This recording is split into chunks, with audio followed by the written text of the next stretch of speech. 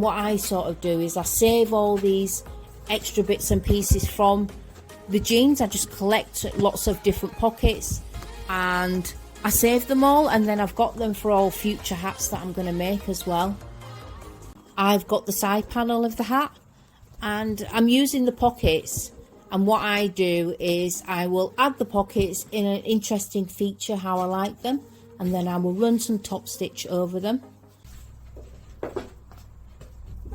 What I like to do is I like to make the hat look as finished and as professional as I can. But I also want to know that you can look at elements of the hat, the style lines, the elements, and you can recognise that that is a pocket from a pair of jeans. There will be some indication that will tell you that was originally a pair of jeans. So I try to add all these pieces in, but make sure that they're finished really well. You want it to last for quite a long time. Even if the wearer puts it in the washing machine, they're able to bring it back out. You can iron these hats as well, so they can iron them and shape them back into place, and that's what makes the hat quite individual.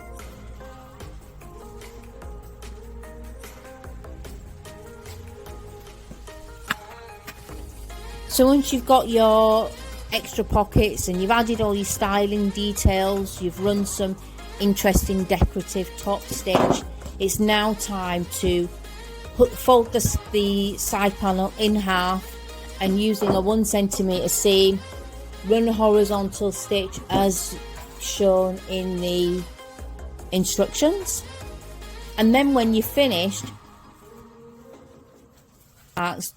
those notches rather that you used before, you need to put them in again, as you can see me doing here. So I'm putting these notches in again.